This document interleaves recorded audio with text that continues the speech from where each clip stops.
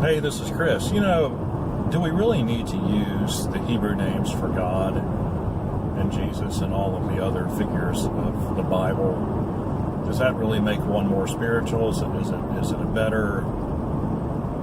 Is it necessary? Is it required?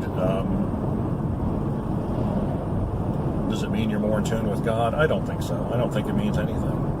In fact, I would say, if you are into that, using the Hebrew words, that you really are just wasting your time, simply for the fact that the New Testament was written in Greek, and God knew that, right?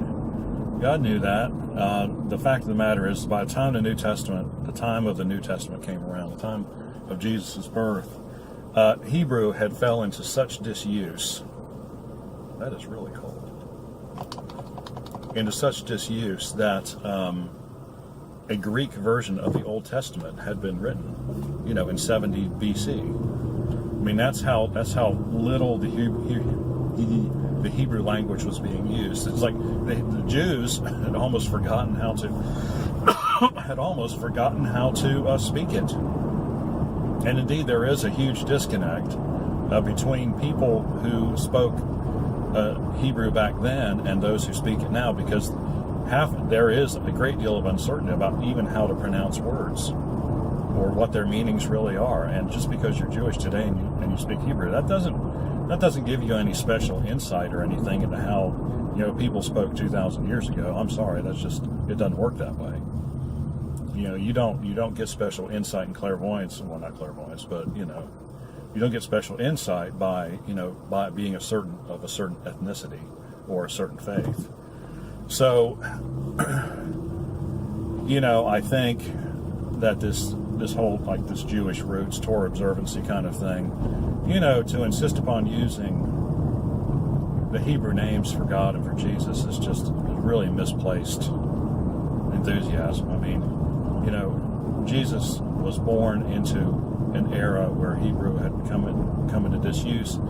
Yes, he probably mostly spoke Aramaic, but certainly he spoke Greek as well. Otherwise, the people who were listening to him, the crowds, the multitudes of non-Jews, right? If you'll read that chapter carefully, the end of chapter 4 makes it clear that's a multitude of people who were not Jews.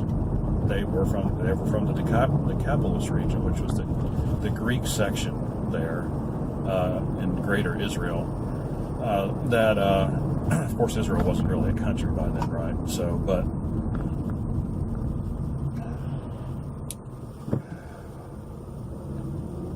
some people just drive me crazy on the road, But anyway, he almost certainly spoke the Sermon on the Mount Greek.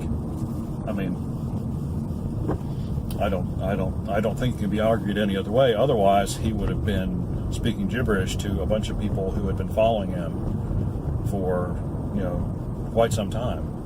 I mean, just the crowds were. And so that's, you think about things like that, and you think, well, if Jesus used Greek and all the New Testament writers used Greek, then I think it just stands to reason that the Greek word that they chose, that God inspired them, the Holy Spirit, inspired them to write, is the best description of him, and it's the best description of Jesus. And so that's the one I'm going to choose to use, just simply because it's 2,000 years of history, and that's how the translation works. And to assume that facts that are not in evidence is always a mistake. And so that's what this Jewish root stuff and the Torah observancy is doing. They're assuming facts not in evidence because, why? Well, of course, again, we get back to the whole pride issue, and it makes them feel better and more superior than everyone else. And so that's really kind of the name of that tune. But please continue. I mean, we've got a lot of Greek. There are no Hebrew texts anywhere that can be dated to anywhere near the time where the originals were written. That they just aren't. And so yeah, it's all Greek.